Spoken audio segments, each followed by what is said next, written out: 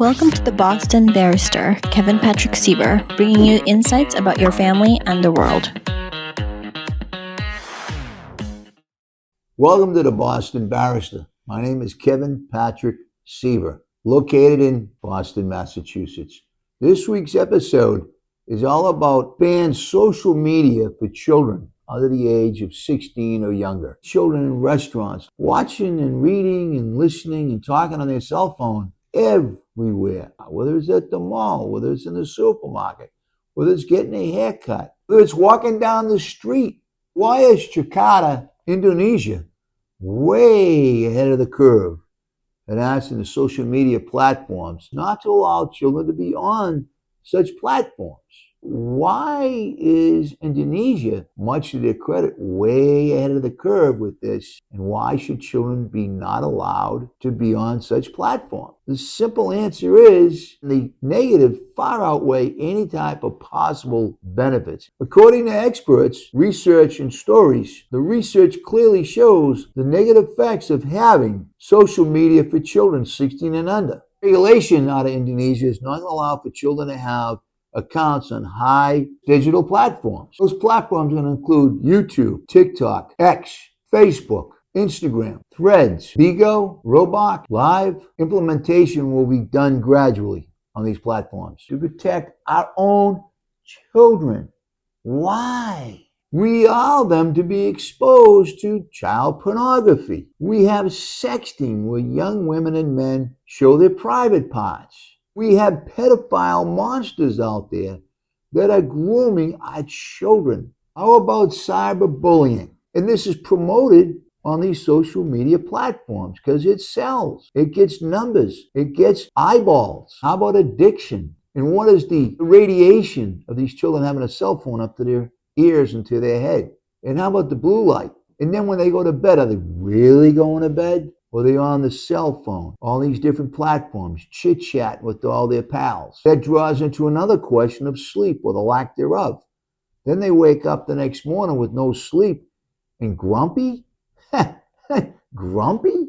Can you say like real grumpy? Then what does the lack of sleep do to these children? Recently I had a case where the mother took the cell phone away, which is not a constitutional right of any child. The young girl was doing things she shouldn't be doing on the internet. So mother decided, due to this poor behavior, to take her cell phone away. When she went to father's house, what did he do? I'll give you three guesses. First two don't count. He went and bought her a cell phone. Then the daughter made up all types of allegations, which led to Child Protective Services in Massachusetts called Department of Children and Families about how Ma was so physically abusive towards her. But there was no marks or bruises. There was no issues here. And then the father also filed something where? Probate and family court, telling the judges in there that mother's beating the kid up and doing awful by him, taking away a cell phone. That case went south. There was no marks or bruises, no physical abuse. Child didn't tell the truth. The child was seen that same day with multiple witnesses who said the same thing that mother said. And father still went into court.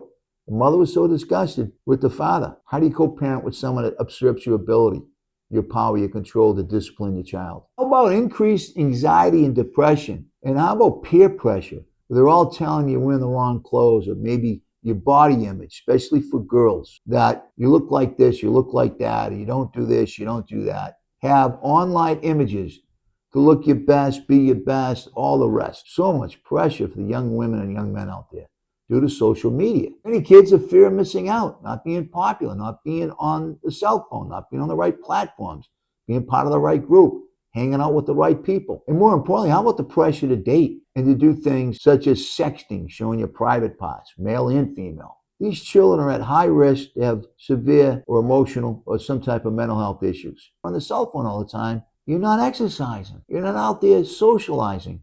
And being on the cell phone, is that socialization? Sleep deprivation, drawing the link to mood swings, irritability, reduced academic performance in school, a motivation to play sports or extracurricular activities, and increases anxiety. What's that do to the child's self-esteem? In America, it was reported by stopbullying.gov that between 15 and 20% of all our children have been cyberbullied at one time or another. Addiction-like behavior. People don't think of social media, but they should start.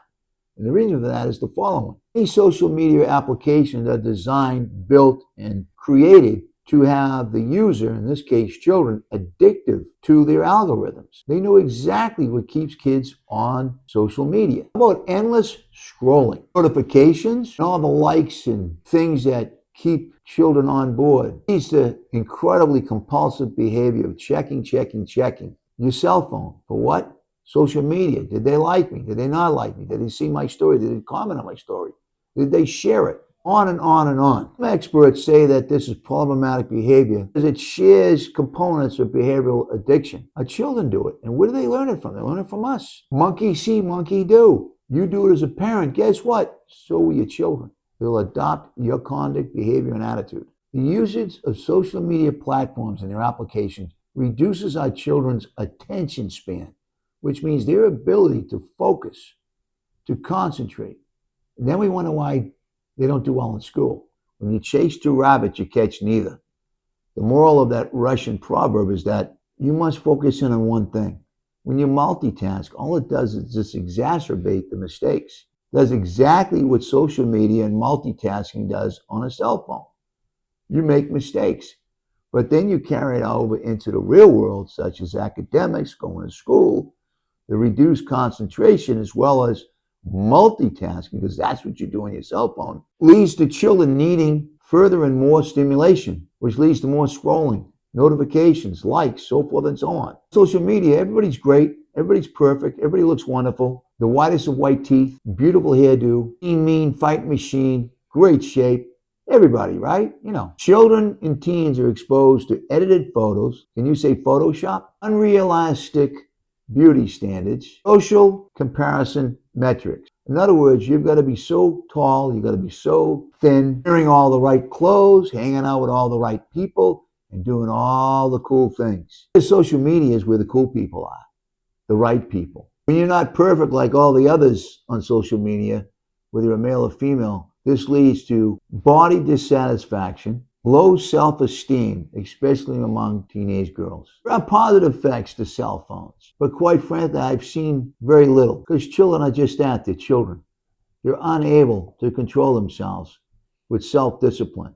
But when they use correctly, such as to stay in touch with family and friends and making sure their whereabouts are safe, access to educational resources, emergency communication, opportunities for creativity and learning, the key is balance and supervision. But the question becomes, who has that balance in their life as an adult and are able to supervise all the time?